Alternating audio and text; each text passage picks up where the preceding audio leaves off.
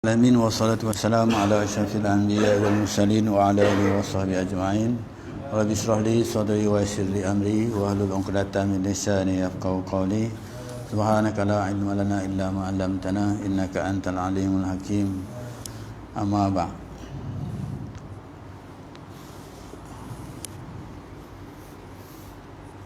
Kita sambung bacaan kitab Tanbihul Ghafilin kita dalam masih lagi tajuk iaitu hak anak terhadap orang tua, iaitu apa tanggungjawab orang tua kepada anak. Maksudnya begitu, hak anak kepada orang tua. Baik, kita sambung bacaan kitab kita ini. Kita sampai kepada hadis yang menyebut rahimallahu walida aana waladahu ala birri. Maksudnya Allah akan merahmati kepada ayah yang membantu anaknya untuk berbakti, taat kepadanya, yakni tidak menyuruh sesuatu yang dikhawatirkan anak itu tidak dapat melaksanakannya. Dengan lain perkataan, kita melakukan perkara yang memudahkan dia, bukan menyusahkan dia. Ini seorang, kalau dalam Al-Quran tu Allah sebut, saya ulang balik, iaitu ya ayyuhallazina amanu qu anfusakum wa ahlikum nara. Wahai orang-orang yang beriman, iaitu khusus kepada suami, jagalah diri kamu, isteri kamu dan anak-anak kamu daripada api neraka. Itu perintah Allah yang wajib dilaksanakan. Jadi nak menuju ke arah itu ada caranya, ada jalan-jalannya. Jalannya yang disebut dalam hadis ini, dia kata kita memudahkan urusan dia, memudahkan urusan anak kita. Jangan menyusahkan urusan dia. Kalau dia ada kesusahan, maka kita bantu kesusahan itu, memudahkan kesusahan dia. Jadi ini antara jalan menuju ke arah yang dikatakan tadi, qu anfusakum wa ahlikum nara tadi itu, jalan. Tapi jalan ini maksudnya jalan yang menuju kepada kebaikan lah. Maksudnya jalan yang diperintah kepada Allah Subhanahu wa taala oleh Allah Subhanahu wa taala. Bukan membantu dia melaksanakan perkara yang bertentangan dengan Allah Subhanahu wa taala. Jadi dalam hal ini menjelaskan kepada kita bahawa kita kena permudahkan urusan anak kita. Itu antara tanggungjawab, antara hak-hak anak yang dia sepatut dapat daripada kedua ibu bapaknya, khususnya bapaknya lah, kan. Jadi saya bagi contoh hari itu, contohnya saya ulang balik sikit, contohnya kadang-kadang ada mak bapak kadang-kadang diwasiat kepada anak, dan mewasiatkan kepada anak itu yang menyebabkan dikhawatirkan anak itu tidak dapat melaksanakannya. Jadi mungkin yang diwasiat itu tidak menjadi kemampuan kepada anak itu untuk nak melaksanakannya. Dalam hal ini sebagai seorang bapa, sebagai seorang ibu, kita kena tengok kemampuan anak kita, sama ada dia boleh ataupun tidak. Kalau dapat dibincangkan lagi baiklah. Ada plan A, ada plan B gitu. Macam kita, anak kita kat sekolah, kita katakan, kamu mesti dapat 5A. Kan? Kita katakan 5A kan. Tapi kita tahu kemampuan dia, kebolehan dia.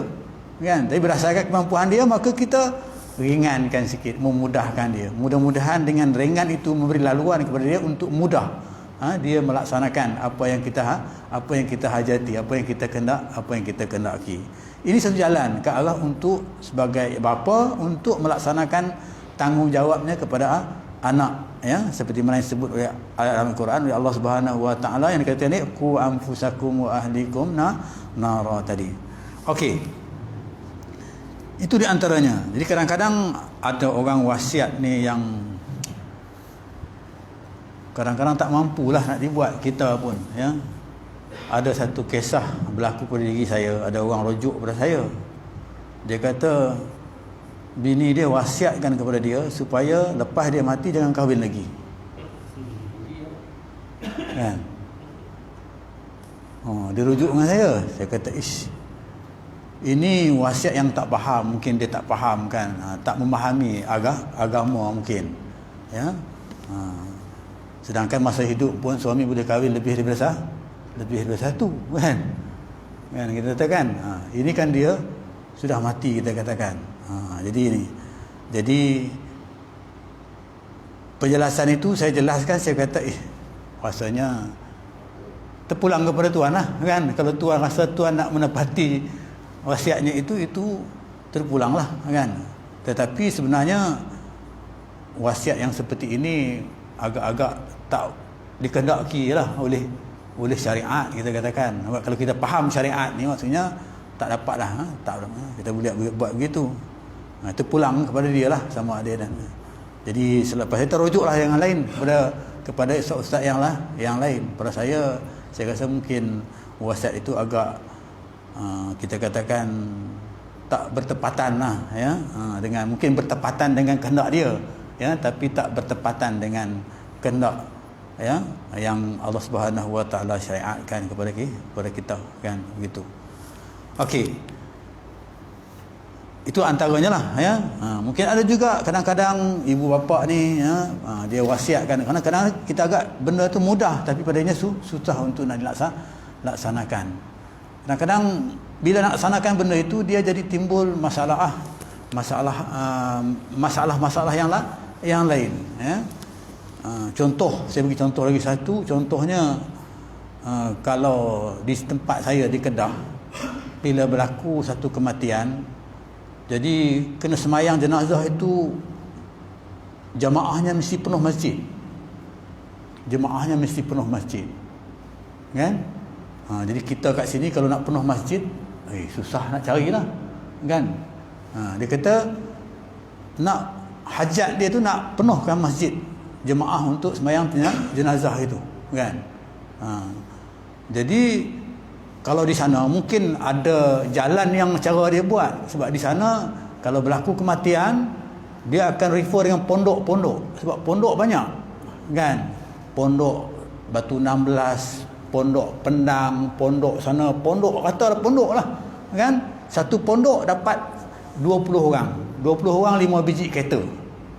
Tu dia dah congak tu, dia orang dah ada kira-kira tu 5 biji kereta, kan? Jadi berapa orang dia nak? Kalau 500 orang berapa dia nak dia? Jadi dia, tapi boleh dapat seperti merayang di sana, dan itu pun jangkaan yang mereka nak buat, yang mereka harapkan begitu, kan, berdasarkan kepada itu.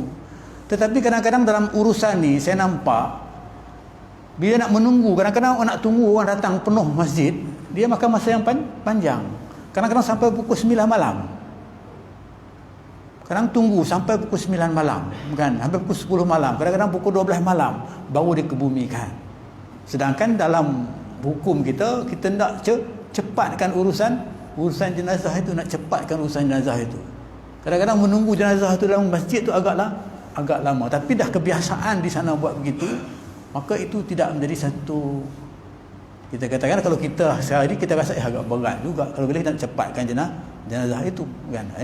Ini kadang-kadang di segi jalan untuk nak mencari jemaah satu masjid tu mungkin boleh diatur, mungkin disusun, kan? Tapi kalau sekiranya anak tu tak mengetahui, kita katakan, mekanisme yang macam itu, agak sukarlah. Anak yang tak pernah datang ke masjid, kita katakan, tak pernah berjemaah di surau dan sebagainya, kan? Jadi susahlah bagi dia untuk nak ni, kan? Jadi antaranya lah, kan? Jadi dalam hal itu saya rasa agak memberatkan, ya, memberatkan bagi ibu bapa nak mewasiatkan perkara-perkara yang seperti itu. Walaupun itu kita nampak baiklah dari sudut tuntutan syariatnya, ya, nampaknya baik, kan? Tapi kadang-kadang mengabaikan kehendak-kehendak syariat, seolah-olah kita nak mempercepatkan dia jadi lambat dan sebagainya. Okey, kita pergi kepada seterusnya. Jadi ada seorang soleh, ya, jika ia berhajat kepada sesuatu, ya, ini dia beri contoh, ya, tidak menyuruh anaknya, dia hajat sesuatu, dia tak suruh anak dia, sama dengan berdasarkan kepada yang menyusahkan ini, kan? Dan menyuruh kepada orang lain, disuruh kepada orang lain, Dan ketika ditanya, jawabnya khawatir kalau anaknya tidak menurut menurut sehingga orang kata maksiat kepadaku dan masuk neraka. Patutnya anak takut anak tak boleh buat, ya, dan berlaku pula maksiat kepada dia dan juga kepada anak dia. Dan saya tidak suka anakku masuk neraka. Dia tak sukalah anak dia begitu, nak masuk neraka. Janganlah apa yang dia buat tu menyebabkan anak dia tu masuk neraka. Kita katakan begitu, kan? Tidak akan membakar anak aku dengan neraka. Maknanya dia tak rela lah. Ini diriwayatkan bahawa Khalaf bin Ayub juga berbuat seperti itu. Ulama dululah, kan? Dia faham kepada hadis tu, dia buat begitu. Maksudnya dia tak nak menyusahkan, ya. Kita katakan anak dia lah, menyusahkan anak dia, sebab memang tanggungjawab, ya, tanggungjawab kita katakan dia kepada anak dia, kan, ya? Jadi dia nak rasa tak mau nak biar anaknya tu selamat daripada dosa, kan? Dia tak mau begitu. Okey, kita pergi kepada Al-Fuhail bin Iyad berkata, orang yang sempurna kemanusiaannya, iaitu yang taat kepada kedua ibu bapanya. Yang sempurna, dia kata orang yang sempurna dari sudut kemanusiaannya, yang taat kepada kedua ibu bapanya dan menghubungi kerabatnya. Jadi kerabat ibu bapanya, ya, dia taat kepada ibu bapanya dan menghubungi, maksudnya ikatkan silaturahim dengan sahabat ibu bapanya, dan hormat kepada kawan-kawannya, kawan-kawan bapaknya, kita katakan, ya, yang masa hidupnya tu, ya, dia hormat, kan, dan baik budinya kepada keluarga. Ni nak baikkan, baik budinya kepada keluarga dan anak-anaknya dan pelayan-pelayannya. Ini dikatakan seorang bapa tadi. Ini dikaitkan di sini, nak menyempurnakan ke arah kemanusiaan, sifat kemanusiaan yang sempurna itu, ya, diselitkan kat sini antaranya iaitu tadi dia kata taat kepada kedua ibu bapa, kan? Itu yang tajuk yang pertama yang kita bincangkan, ya. Kemudian hormat kepada, kalau ibu bapa dah tak ada, kita kena hubungi kerabatnya, kan, saudara-saudaranya. Kemudian kita hormatkan kepada kawan-kawannya, ikatkan silaturahim. Dan yang kedua dia kata baik budinya kepada keluarga. Jadi nak jadi seorang bapa yang baik, ya, baik budi kepada keluarga, maksudnya isteri dia yang utama, dan anak-anaknya dan juga pelayan-pelayannya. Kalau kita ni orang gaji kita lah, kan, orang gaji ataupun maid kita dan sebagainya. Jadi itu, ya, baik kepada keluarga keluarganya termasuk anaknya lah di sini, isterinya dan anak-anaknya. Ini di antara satu ciri lah jalan ke arah dia katakan menuju ke arah dia katakan tanggungjawab seorang bapa tu kepada anak dalam melengkapi bagi kesempurnaan seorang manusia itu. Jadi seorang manusia itu dikatakan dia akan sempurna kehidupannya itu, maksudnya baik dari segi kehidupannya itu seperti mana yang disebutkan tadi, ya, iaitu, dan antaranya disebut kat sini baik budinya kepada keluarga dan anak-anaknya dan pelayan-pelayannya. Gitu. Kadang-kadang kita tak baik, kan, dengan isteri, ya, dengan suami, ya, dengan anak, ya, dan apatah lagi dengan orang gaji, ya. Saya ada diceritakan, ya, orang yang bekerja sebagai orang gaji lah menceritakan dia bekerja di sebuah rumah lah, seorang rumah. Sangat sukar hidup dia kata, ya, sukar hidup dia, ya. Sukar macam mana? Maksudnya dilayan dengan cara yang tak baik lah. Ini kita biasa dengar lah, viral, kan, biasa tengok viral dalam gambar dan sebagainya, ya. Tuan ni melayan, kita kata ketuan dia tu melayan orang gajinya tu tak begitu baik. Maksudnya dipukul, ya, dan sebagainya. Dan akhirnya dia terlepas keluar. Tak tahan dia, ya. Patutnya dia bekerja Kalau dia patutnya gajinya itu dia ambil setengah-setengah, 6 bulan lah, kan, baru selesai pembayaran dia kepada tuan dia, kan. Dari segi nak bayar kepada orang yang bawa dia masuk, kan. Lepas tu kalau dia bayar 3 bulan sekali terus habis, mana kata lepas tu dia tak adalah bayar lagi kepada tuan dia ataupun kepada orang yang bawa masuk dia. Jadi yang lepas 3 bulan tu, gaji yang keempat tu dia dapat lah. Begitu caranya, kan. Jadi dia pun lepas lah 3 bulan, nak cepat 3 bulan tak ambil gaji dia. Bila cukup bulan yang keempat, dia tanyalah gaji dia untuk dia dapat, kan, sebab dia dah bekerja, kan. Tapi dia tak dapat, ya, sampai 6 bulan dia tak dapat gaji. Jadi akhirnya dia larilah, keluar lagi, ya, dia lari keluar. Dan berbincang, kita tanya begitu keadaannya, ya. Jadi ini satu, mengatakan satu tindakan yang tak baik lah dilakukan, yang tak baik kepada orang yang berkhidmat dengan kita. Kita kena baik lah, maksudnya dengan orang yang berkhidmat dengan kita. Kalau dalam soal gaji ni, kita katakan kalau boleh bila dia habis berkhidmat kita kena bayar. Belum kering peluh dia lagi, dituntut supaya kita jelaskan upahnya, kan, itu. Tapi ini yang berlaku pada hari ini dalam masyarakat kita, kerana mungkin tak faham keadaan yang seperti mana yang kita baca ini, ya. Tuntutan agama tu maksudnya begitu. Dan bila berlaku keadaan ini, kadang-kadang bukan agama tu yang orang katakan yang bermasalah. Dia kata tengok orang Islam tu, orang agama disalahkan Islam, kan. Sebenarnya orang tu yang buat Islam tu jadi tak baik. Islam tu dah aturlah begini keadaannya. Bila orang dah bekerja, kamu kena bagi gaji dia sekian-sekian, kan. Tapi kita tak buat benda tu. Jadi itu berlaku lah. Ini antara contohnya. Kesianlah saya tengok begini, kan, keadaan yang berlaku begini. Sampai dia kata kalau dia panggil nak bagi gaji dia 1,000 sebulan pun dia tak mau, kata. Dah cukup lah, dia kata. Keadaannya begitu. Pedih, sakitnya hidup dalam keadaan susahnya begitu, kan. Jadi susahnya kepada isterinya, kepada anaknya, lagilah keadaan itu kalau tak menepati seperti mana yang disebutkan.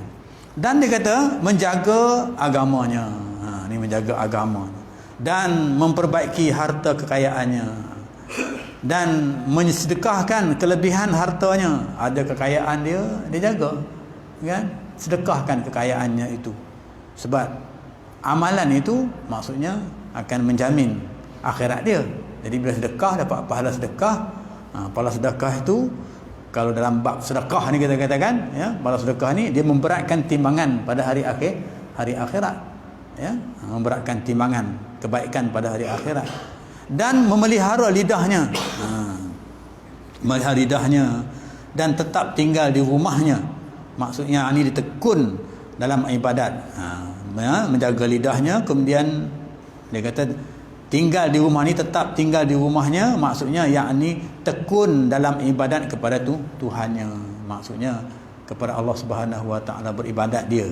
Maksudnya bukanlah, ya, dia melaksanakan perkara-perkara yang di atas tadi, dari segi ibadatnya dia tidak laksana, dan amal pekerjaannya, dan tidak berkumpul dia dengan orang-orang yang suka membicarakan hal-hal yang lara, ya, hal-hal yang kita katakan yang melupakan tanggungjawab yang sebenarnya, yang sepatut dilakukan atas perintah Allah Subhanahu Wa Taala. Ini kadang-kadang lara, ya, kadang-kadang tanggungjawab kepada anak, kepada isteri, kita katakan anak lah di sini sebab kita bincangkan bab anak, kan.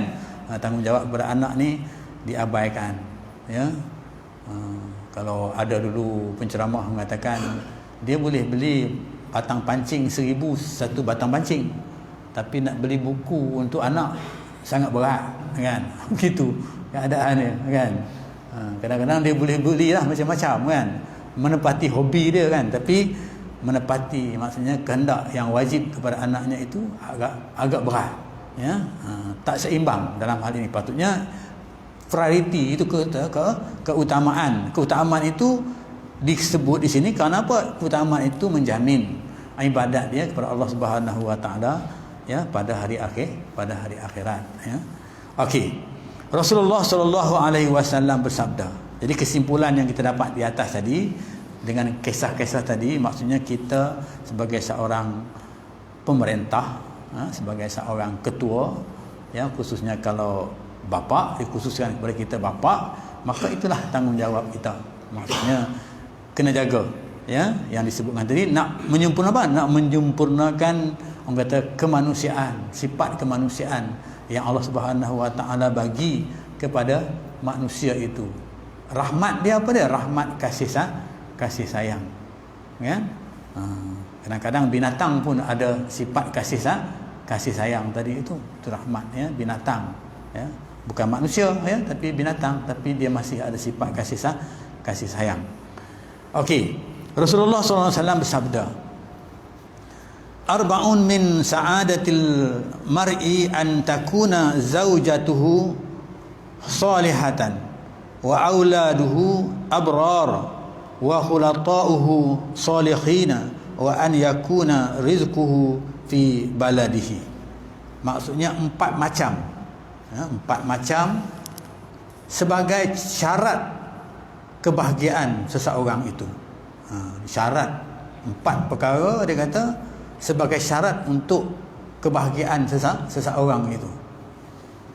Rasulullah SAW bersabda, dia kata, apa dia? Iaitu jika isterinya solehah. Ini 4 kebahagiaan dia kata. Jadi kebahagiaan yang pertama iaitu sekiranya isterinya itu solehah, isteri yang baik, ya, isteri yang taat. Sebab itu beruntung mereka yang mendapat isteri yang taat kepadanya. Taat ni taat dari sudut syariat yang diperintah oleh Allah Subhanahu Wa Taala, bukan taat dengan membabi buta maksudnya. Ya, taat seperti mana yang diperintah oleh Allah Subhanahu Wa Taala kepada seorang isteri. Selagi tidak menyuruh melakukan maksiat, maka wajib taat. Sekiranya dia berlaku kepada maksiat, maka ketika itu disanggah. Maksudnya tak wajib taat. Jadi maksudnya seorang dia kata hadis yang dikaitkan kat sini, dia kata sebagai sebahagian daripada seorang untuk mendapat, kita katakan, kebahagiaan dia, iaitu isteri yang solehah, isteri yang baik. Isteri yang baik ni maksudnya yang utama, ciri yang pertama sekali isteri yang baik iaitu agama. Sebab tu nak pilih isteri yang pertama, dia kata ada kata pilih cantik lah yang pertama, cantik. Yang kedua, tengok dia punya harta kekayaan dia, kan. Yang ketiga, tengok keturunan dia, ya. Kemudian yang keempat, tengok agama dia, kan. Itu yang 4 agama. Tapi dalam hal ini, maka kalau diutamakan agama dulu, kan. Agama dulu, ya. Kalau sekiranya cantik tapi tak beragama, tolaklah. Begitu juga yang lain, agama dulu. Dalam hal itu maka agama dituntut dulu untuk kita nak memilih, ya, sebagai seorang isteri. Apabila isteri itu baik, solehah, maka akan dapatlah anak yang baik, anak yang soleh dan solehah. Dan anak-anaknya taat. Dia kata dapat, yang pertama dia kata maksudnya seorang isteri, kebahagiaan itu akan datang kepada seorang itu, dia kata isterinya baik, solehah, anak-anaknya taat, anak-anaknya baik, taat, dan kawan-kawannya orang yang soleh. Kawan-kawannya juga orang-orang yang soleh, orang yang baik. Maka sebab itu kita diperintah, ya, supaya berkawan dengan orang-orang yang baik. Dia bagi contoh, kalau kita kawan dengan tukang besi, kita bau besi lah, kan. Kalau kita kawan dengan tukang besi, maka kita akan bau besi. Tapi kalau kita kawan dengan orang yang jual minyak wangi, maka kita akan jadi wangi, kan. Begitu. Jadi kita dituntut supaya berkawan dengan orang yang baik, nak menjadi manusia yang mendapat kebahagiaan, ya. Jadi di sana tadi disebut tentang anak, kan. Sebab perbincangan tajuk kita ini berkaitan anak, hak bapa kepada seorang anak, kan. Jadi di sini maksudnya beruntung seorang bapa itu, berbahagia seorang bapa itu kalau dia dapat isteri yang solehah. Kemudian anak yang taat, anak yang baik. Yang ni yang taat kepada dia. Anak yang taat pada seperti mana kita baca hadis. Kan? Waladun yad'u lahu, anak yang mendoakan doakan dia, kan? Itu ada 3 hadis ni kan. Sedekah yang yang dilaksanakan masa dia hidup, ilmu yang dia manfaatkan masa dia hidup, kemudian anak yang soleh yang mendoakan dia selepas dia mati, kan? Jadi dalam bab ini, kan? Ini untuk nak mendapat anak itu, maka dia kena mendapat anak yang taat kepada dia. Memudahkan untuk anak taat kepada dia, maka balik kepada yang tadi itu, kita kena permudahkan dia supaya senang dia mentaati kita. Kalau dia ada kesusahan, kita permudahkan kesusahannya itu, ya. Dengan kemudahan kesusahannya itu, dia rasa kita bertanggungjawab ke atas dia, dan masa ketika itu juga dia akan bertanggungjawab ke atas kita untuk dia taat kepada kita. Jadi dia ada hubung kait, ya, antara anak dengan bapa, ya. Maksudnya sebab tu hak seorang anak kepada bapa, hak seorang bapa kepada anak tadi, ya, ada. Okey.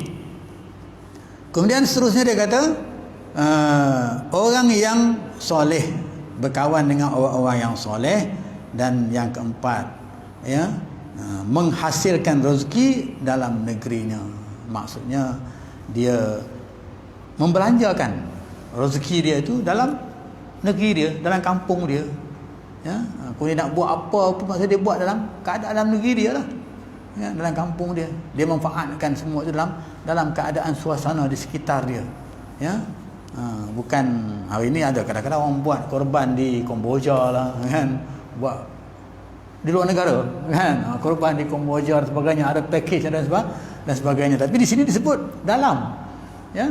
Kita kena utama yang dalam dulu. Berapa ramai orang di Baling tak susah nak makan daging, kita katakan, ramai, kan, ramai tempat-tempat yang lain, kan. Tapi kenapa kita mesti buat kat sana, kan? Bukan tak boleh, kan, tapi keutamaan itu dibuat di tempat kita. Ini sebut dalam hadis ini, ya, dalam hadis yang disebut Arba'un Sa'adah ini, dan sebut hadis ini. Jadi bayar fitrah pun serupa juga. Kita kena bayar fitrah dekat mana yang kita duduk, ya, kat mana kita duduk, ya. Ada orang dia duduk di sini tapi dia bayar fitrah untuk di sana. Saya masa kat pejabat agama tu, kat masjid ni dulu saya jadi pemungut zakat, pemungut fitrah, kan, amil, kan. Nah, kemudian pejabat agama kata, saya cakap dekat pejabat agama, saya boleh tak saya pungut zakat fitrah ni bukan hanya di masjid saja, tapi saya nak minta pungut di setempat lain, ya, di mana kadang-kadang dia orang ni susah nak bayar zakat, terutama orang-orang Indonesia ni, kan, yang bekerja, iaitu di premis Haji Samuri lah, kan, sebab dia ada lebih kurang dalam 500 pekerja Indonesia, kan, yang duduk di situ dekat rumah dia tu, kan. Jadi dia orang ni nak bayar fitrah susah, kan. Jadi boleh tak saya pergi kat sana, saya bayar pungut fitrah kat sana? Kata pejabat agama, boleh. Saya pergi pungut dekat sana. Selain daripada masjid ni, ada buat jadual waktu, duduk dekat sana, pungut zakat fitrah kat sana. Bila sampai sana, kita ingatkan ramai yang datang bayar, kan, sebab ramai yang tanya. Bila kita duduk kat sana, tak ramai yang datang bayar. Tanya, bayar zakat fitrah? Dah bayar, dia kata.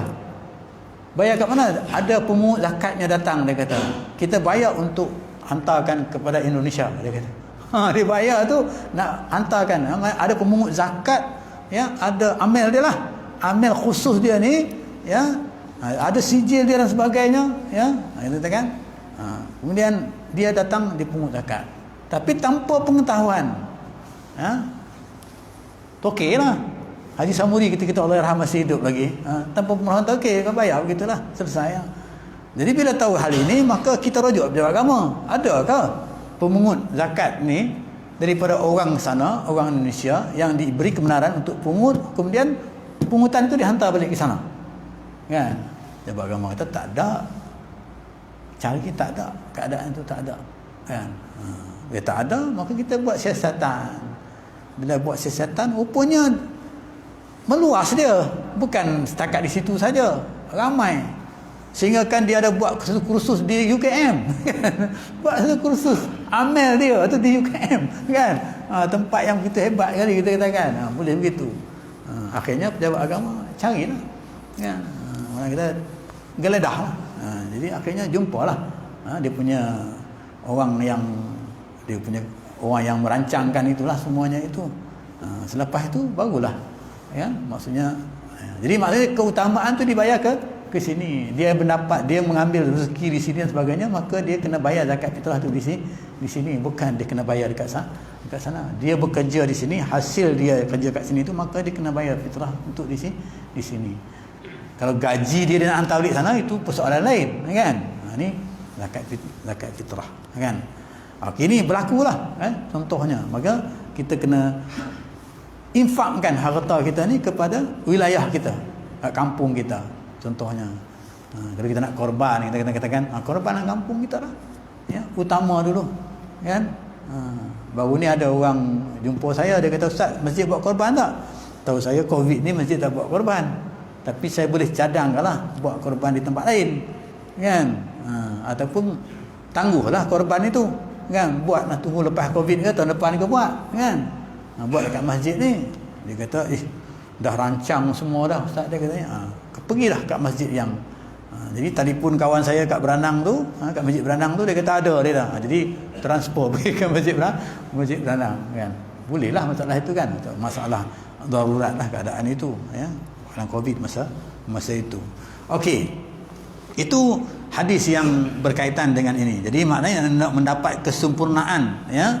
Seorang bapa untuk mendapat kesempurnaan ataupun kebahagiaan dia, antaranya iaitu dia kena, kita katakan, buat baik kepada anak dia. Maksudnya dia kena menjadikan anaknya itu taat kepada dia, baru dia rasa bahagia, dia rasa seronok. Jadi cara nak menjadikan anak tu taat kepada dia, maka seperti yang kita bincang lepas lah, maksudnya susah dia tu kita kena selesaikan, ya. Hal-hal susah dia tu kita ringankan, kita permudahkan, maka akan menujulah ke arah ketaatan dia kepada kita tadi. Okey, Yazid Ar-Raqashi, Yazid Ar-Raqashi meriwayatkan dari Anas radhiyallahu an, ya, berkata, ya, dia meriwayatkan daripada Anas, berkata, Anas menyebut, ya, ini bukan hadis, ya, ini daripada Anas bin Malik, seorang periwayat hadis, ya. Dia seorang periwayat hadis, Anas bin Malik, ya, yang dia duduk masanya umurnya lama umurnya itu bersama dengan Rasulullah sallallahu alaihi wasallam. Dia berkata, Anas ni berkata, ya, berdasarkan kepada apa yang dia kata ini, nak disebut kat sini bahawa ada juga di sana hak seorang anak itu akan dapat, ya, daripada bapaknya. Antara sebut dia kata sab'un yu'ajjaru fihinna min ba'di, ya. Siapa, dia kata 7 macam yang dapat diterima pahala sampai sesudah matinya, kan? Maknanya seorang bapa itu, ya, untuk nak mendapat pahala dia, ataupun seseorang tu untuk dapat pahala dia selepas dia mati. Kalau kita baca hadis tadi, masa dia hidup sedekah, masa dia hidup kena bagi ilmu, kemudian masa dia mati anak dia doakan dia, satu, kan? Tapi di sini dia kata tu 7. Anas bin Malik kata tu 7. Apa dia 7 itu? Iaitu dia kata man buniya masjidan falahu ajruhu madama ahadun yusalli fi. Maknanya siapa yang membangunkan masjid, maka dia tetap mendapat pahalanya selama ada orang sembahyang di dalamnya. Satunya dia kata. Ini Anas bin Malik kata, ya. Pahala yang lepas dia mati dia ada lagi pahala itu, ya. Dia bina masjid, ya. Jadi dalam persoalan bina masjid ni, ada orang bina sebuah masjid dia seorang yang bina, kan? Ada orang yang bina sebuah masjid itu ramai, kan? Ramai wakafnya, orang ni wakaf sikit, orang ni wakaf sikit, termasuk. Itu pun dikira termasuk. Maksudnya bunian masjid, bina masjid. Sebab bina masjid Nabi buat mula-mula sekali, Ya, di masjid mana? Di masjid Kufah. Ya, dan dibuat. Ya. Itu yang pertama dia kata. Siapa yang membina masjid, ya, sama ada mungkin dengan wang dia, mungkin dengan tenaga dia, mungkin dengan pemikiran dia. Kalau hari ini nak ada plannya, kita katakan apa, macam-macam lah, ya, proses ke arah untuk nak membina sebuah masjid itu. Kalau itulah sumbangannya, maka itu juga dikira sebagai satu sedekah dia lah kepada sumbangan itu, ya. Okey, itu yang pertama. Yang kedua dia kata waman ajra nahran fama dama yajri fihi al-ma'u wa yashrabu minhu an-nas kana lahu ajrahu. Maknanya siapa mengalirkan air sungai, selama ada yang minum daripadanya. Jadi makna kata dia mengalirkan sungai, dia buat sungai, dan ataupun kita katakan sini mungkin perigilah, kan? Sungai yang mana air sungai itu digunakan. Selama mana digunakan, maka selama itulah dia akan dapat pahala di hari akhirat. Maksudnya selepas dia mati. Ini saya ingatlah, saya orang Kedah, aliran Sungai Wan Mak Saman, ya. Sungai Wan Mak Saman. Nama dia yang buat terusan itu ya, Wan Mak Saman. Wan Mak Saman ni dia, tak tahulah, saya tak kenal orangnya, kan, tapi nama dia tu kerana dia buat terusan itu. Jalan daripada Al-Ustaz tu, ya, Al-Ustaz tu sampai ke Gua Cepedak. Sampai ke Gua Cepedak itu, ya, lebih kurang dalam berapa kilometer? Dekat 30 kilometer, ya. Di kiri kanan jalan itu dia buat saliran. Dia terusan Wan Mak Saman, terusan. Di kiri jalan. Sampai hari ini ada terusan itu, tapi hari ini dah nampak tak berfungsi dah terusan itu. Masa saya kecil lagi, saya masih lagi ingat, ya, terusan itu masa saya ikut pakcik saya pergi belajar ke Pondok Batu 16 itu, ya. Sungai itulah tempat orang mandi, sungai itulah tempat orang ambil air untuk minum, ya. Itu kalau kita naik kereta, kan, masa itulah kereta pada masa itu sebiji-sebiji datang, tak banyak kereta. Tahun berapa, tahun 60-an gitu, tak banyak kereta, sebiji kereta datang, kan. Jadi kita nampak lah daripada atas sana, kita nampak, kan, sungai itu, kan. Jadi itu contohnya lah. Siapa dia kata yang mengalirkan air sungai, selama mana ada air itu diminum, ya, maka dia akan dapat pahala terusnya selepas dia mati. Kemudian yang ketiga, waman kataba mashafan ahsanahu kana lahu ajruhu madama yaqra'u fihi ahadun. Apa dia kata? Siapa yang menulis mushaf, yang mendapat pahala selama ada orang yang membacanya. Dia tulis mushaf, orang yang karang buku, ya. Dia karang buku ke, dia tulis apa-apalah, ya, buku yang berkaitan dengan, apatah lagi yang berkaitan dengan tuntutan Allah Subhanahu Wa Taala tentang ibadat dan sebagainya. Maka penulisan ini juga akan mendapat pahala kepada dia walaupun dia dah mati. Ini kata Anas bin Anas, ya, radhiyallahu anhu, ya. Ini bukan hadis, ya, ini Anas yang kata, kan. Anas yang kata. Kalau hadis tu yang tadi itu, ya, iza mata ibnu Adam tu, bila mati anak Adam tu, ya, sedekah jariah, ilmu yang tafa'u bi, walidin soleh yad'u lah tadi, kan. Yang ini Anas, mungkin maksud Anas ni selepas dia baca, pembacaannya banyak, kan, maka berdasar itu dia buat conclusion. Dia kata ini dia cara untuk nak mendapat pahala, dia kata, ya, selepas kita mati, kan. Okey, itu yang ketiga. Kemudian yang keempat, dia kata tadi saya sebut yang keempat, waman istahraja aina yantafi'u bimaiha kana lahu ajruha ma baqai. Yang keempat, ya, maksudnya orang yang menggali sumur, ni katakan perigilah, ya, selama masih ada orang yang menggunakan airnya, dia gali, sumur selama mana lagi ada orang yang menggunakan air itu. Telaga Zam-Zam tu siapa gali tak tahu, kita tak tahulah siapa gali telaga Zam-Zam tu kan sampai hari ini.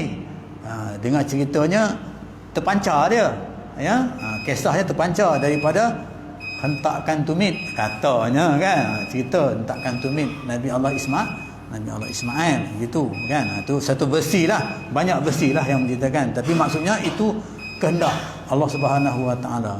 Jadi kita bayangkanlah kalau telaga Zam-Zam tu berapa ramai manusia yang minum air itu, paling tidak pun ada orang ambil air Zam-Zam itu, dia bagi orang minum, itu pun dapat pahala juga kan. Kalau kita pergi Mekah kita katakan, dia ambil air Zam-Zam tu, kadang-kadang dah sedia dah air Zam-Zam tu dekat tong tu, ditadahkan, dia bagi kat kita kan, kan dia bagi kat kita minum, itu pun sebahagiannya kita katakan, walaupun lah air itu air Zam-Zam kan, bukan dia yang gali, tapi dia bahagi sebahagian ibadat dia kepada.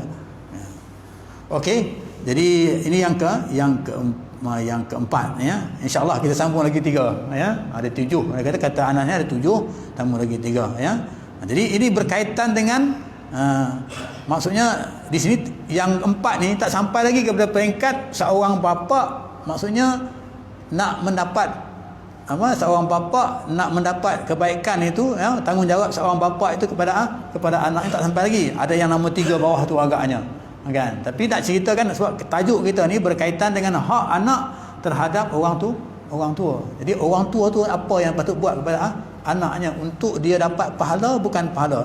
Kalau macam tadi tu dia kata anak yang soleh mendoakan dia. Tapi dalam sini 4 yang kita baca ni tak jumpa lagi.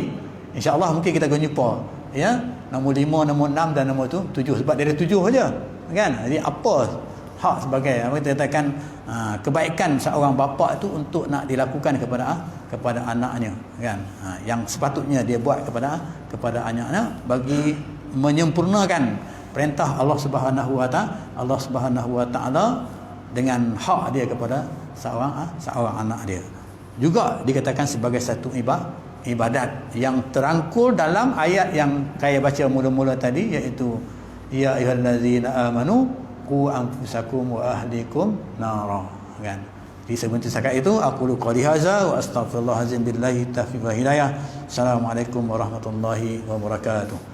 Bismillahirrahmanirrahim. Alhamdulillahirabbil alamin wassalatu wassalamu ala asyrafil anbiya wal mursalin wa ala alihi washabbihi ajmain. Allahumma ja'alna minat tawwabin wa ja'alna minal mutatahhirin wa ja'alna min ibadikas shalihin. Allahumma ja'al jam'ana hadza jam'an marhuma wa tafarruqana min tafarruqan ma'suma. Rabbana atina fid dunya hasanah wa fil akhirati hasanah wa qina adzabannar. Walhamdulillahirabbil alamin. Qabalallahu minkum.